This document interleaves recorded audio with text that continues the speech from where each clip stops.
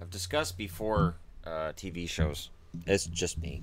So if you're looking for the wife, move on. This is it's just a Shannon video. There's certain TV shows that I collect, and there's certain reasons why. Um, and so I thought I'd go through them because I always have this here, and it's been a while since I've talked about what all is on the shelf. Um, the most obvious one would be The Simpsons, which there's video on here about how I believe it's the best show ever. And it's funny because I've caught a few of the new episodes from this season, and they're bad. And I admit they're bad. Um, Hard to find a laugh in them.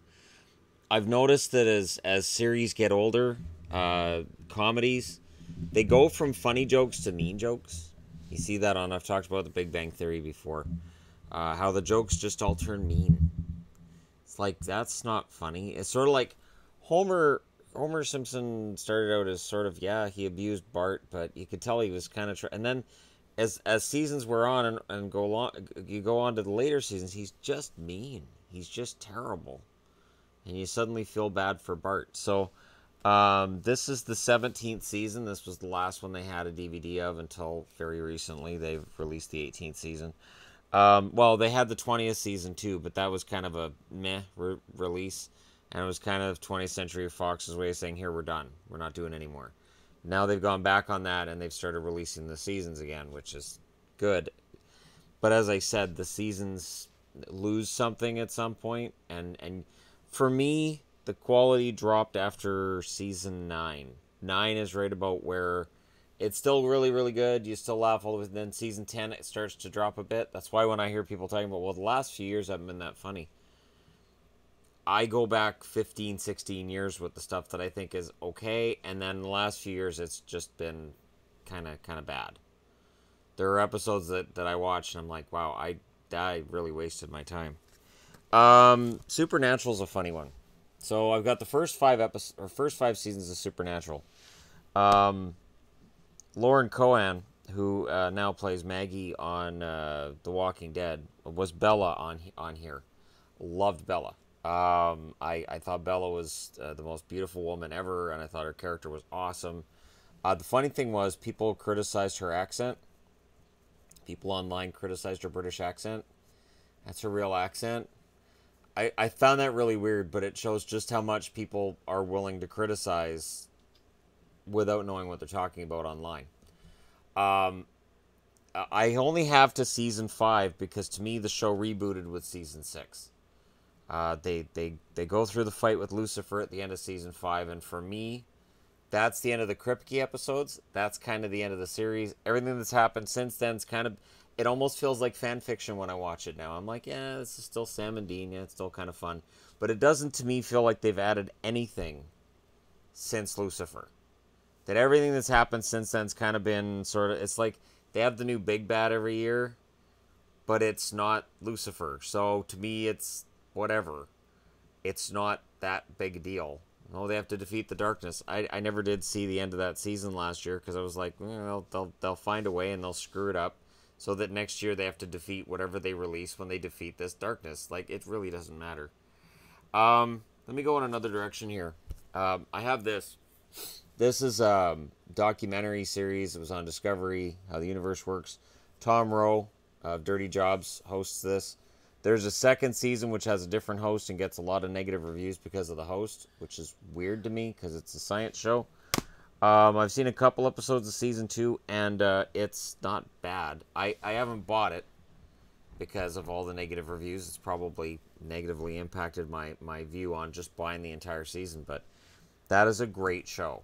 For people who aren't, astronomy buffs per se, but they're curious, this is a great show because you have Big Bang, black holes, alien galaxies, extreme planets, extreme stars, supernovas, alien solar systems, and alien moons. And it's just awesome. Just amazing. Every episode is awesome, which is why I bought it. The original Transformers cartoons from the 80s. I have every episode. Because when they got re-released on Amazon, I was like, and I'm buying them, and I bought all of them. And it's funny because this is one of those things that hasn't really aged well. I remember when I was a kid, I thought some of the new robots were really cool, but when you're watching it now, it's weird because a new robot will come in, and they're an Autobot, they're a Decepticon, wherever they are, and they're like this key part of that one episode. And then the next episode, they're gone, and they might never get mentioned again. They're only in that episode because they were making toys, so they have to sell the toys. So you gotta buy our toys. It's important. Andromeda, 5 seasons. This is what Dark Matter should have got. Andromeda, really, the 5th season was kind of fantastic. It has kind of a slow start to the 5th season, but it has an emotional climax to it, and it has a wonderful ending, and it is really kind of a wonderful show. And it's funny because the first season, I remember when it was on TV and going, this is crap. This is some Canadian crap. It's Gene Roddenberry's Andromeda, but it was Canadian produced and made, and it's actually pretty good. And you find yourself identifying with the droid characters in this show, who are Doyle and Rami, who is the brains of Andromeda. And you find yourself identifying with them a lot, which is kind of weird. But I remember the scene where the two androids come together and they're fighting the bad guys at the same time, and I kind of nerded out at that moment. That was kind of cool for me. A current show on TV. Look at that, iZombie, which is an amazing show. It combines a crime drama and the wonder of zombiness, and yet the zombie's kind of hot. So Liv is kind of amazing. She's 40 shades of awesome.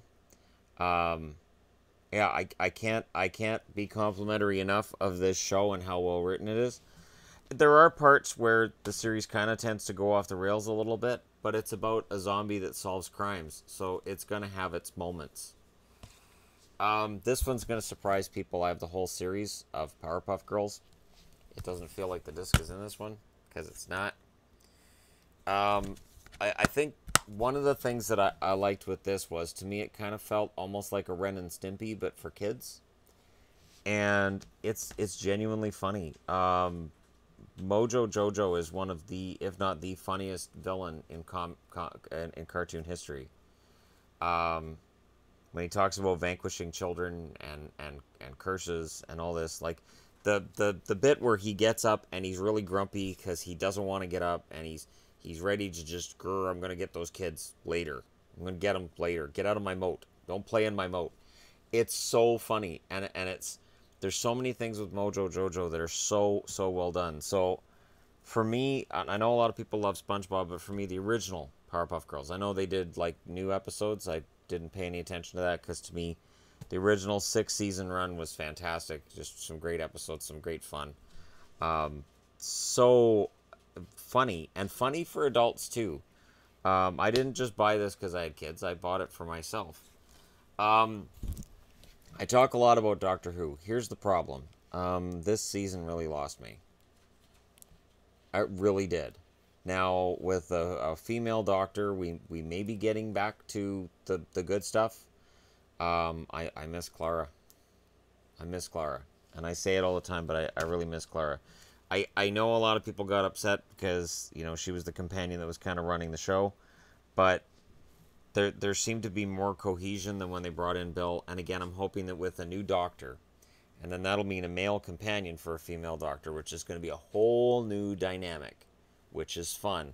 I'm hoping that breathes a life of fresh air, it breathes fresh air into the life of the show, and brings us a whole new feeling than what we've been having for the last couple of years.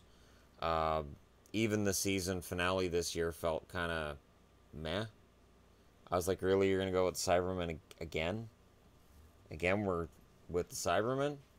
It sort of feels like how when you're watching Star Trek Discovery and you're like, I've seen this Klingon thing before from shows over 50 years ago. Like, it feels like everything's bogged down. Star Trek is like, oh, we have to make it about Klingons because people won't care about enemies that aren't Klingons.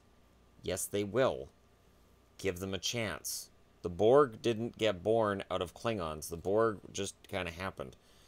You could say that it was an idea ripped off from another science fiction, but that's for another time. Futurama. Brilliant, fantastic show that's been canceled too many times to count. It's finally done now, so I've got every season because they're all awesome. I have not introduced this to the kids yet because some of it's mildly adult, but a lot of it would go right over their heads. Um, and it's addicting. This show's very addicting. It's a lot of fun to watch. A marathon of this show can be a ton of fun. Fry's fantastic. Leela's fantastic. Every episode, and Zoidberg is still, to me, I laugh pretty hard when Zoidberg does his whoop whoop whoop whoop whoop and he sprays ink at somebody. I really wish there were times in my life where I could spray ink at somebody and run away sideways doing the crab walk. That'd be awesome. I've discussed this one. I've got every season of this now. I'm trying to catch Yvonne up on it. We finished season 2. Season 3 is hard to get through because that's the military season. And the season with the male clones. So it's hard to get through, but she enjoys it. She's actually enjoyed Orphan Black to this point. And it is amazing to me the range that Tatiana Maslany has. Her range is fantastic. And, you know, I hope she gets a role in a Star Wars movie. I hope she gets a role in every major series of movies that get made. She's a special talent. There aren't very many of those out there.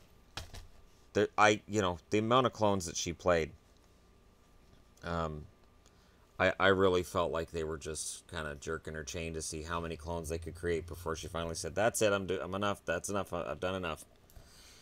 The remade series of V. I also have the original series of V and the mini series of V from the 80s. This starts slow. And I think what killed the remade V is the start. It lost a lot of fans at the start. So at the end of, around halfway through season 2, and it really hits its stride, and it really becomes this really, really good show, it had already lost its base. It had already lost a lot of fans, and it got canceled. And it's too bad because season 2 ends with a horrific cliffhanger that will never be resolved. So while I have both seasons, and I'm glad I have them, man,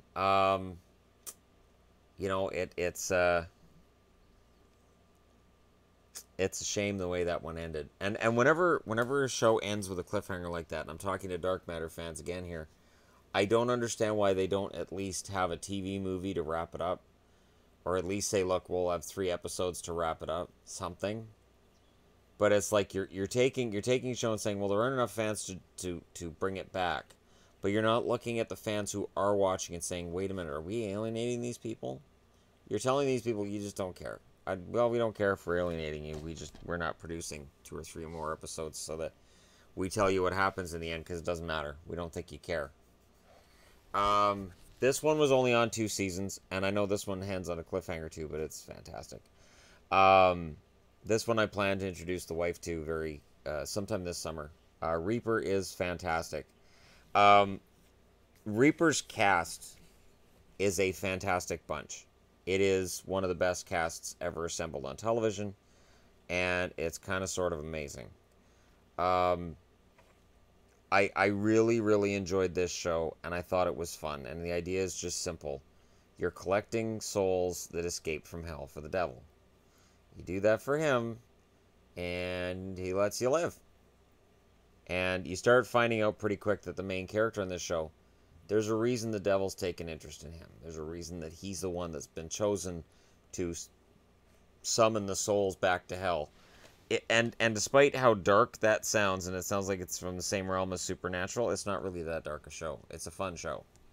It's all, kind of comedic all the way through. And last but not least, Buffy. And I want to say this. Anybody who's like, well, what about Twin Peaks? The new season of Twin Peaks, for me, killed Twin Peaks. I don't have any interest in watching it now. I don't care. What happens? I don't care.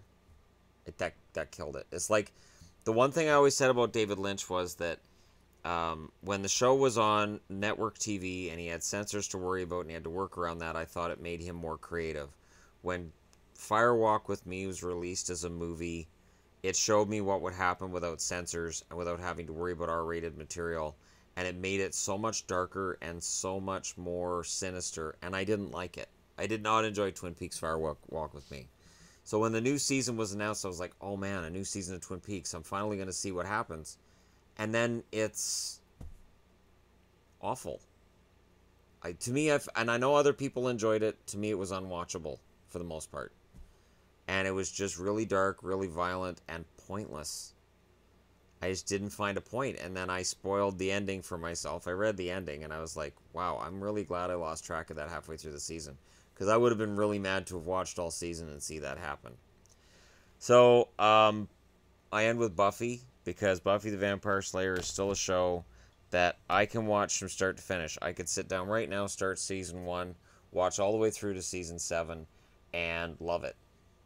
There's some cheese in there. There's some awful episodes in there. There are, some episodes that are really quite crappy. But when you look at the show as a whole, it's a fantastic show. It's a lot of fun. I really enjoy watching it, even now. And it introduced me to a lot of actors and actresses I still follow now. So if I see somebody, I go, oh, there's Cordelia. Oh, hey, there's Faith. Oh, that's Glory. Like, I remember them as their characters from Buffy. And I think that's a measure. Going back to Twin Peaks, when Twin Peaks fell apart at season 2, I kept track of every actor from Twin Peaks because I wanted to see what happened to them. And I remembered them as the characters from Twin Peaks. So I go, hey, there's James Hurley. Oh, hey, there's Bobby Briggs. I didn't think of them by their acting names. And I think that's a major sign when you really, really like a show, is that you remember them as that character. It can be tough for actors when that happens to them because they get cast again and again and again as that character. They can't break free of it. They get that same role over and over again. But when you got a big paycheck coming in, I don't know, it might mitigate that a little bit. Seasons and shows you might be surprised I don't collect. I don't see any point in collecting Big Bang Theory because it's on TV every 10 seconds. And they've made me sick of most of the episodes with the amount of reruns they do. And yeah, I don't collect any of the Marvel series because it's on Netflix for the most part or on Crave TV. And you won't see Letterkenny here because, I can watch that on Crave TV anytime I want. I would definitely have Letterkenny seasons when they're not on Crave anymore. But I can't see that happening anytime soon. Anyways, I'd be interested to know what series people collect. And I realize this makes me ancient. This rack, let's go ahead and turn the computer around. Turn the computer around. Stop it. Turn around. This wall of DVDs. It's been pointed out, hey, you can stream that online. What are you doing? That's crazy.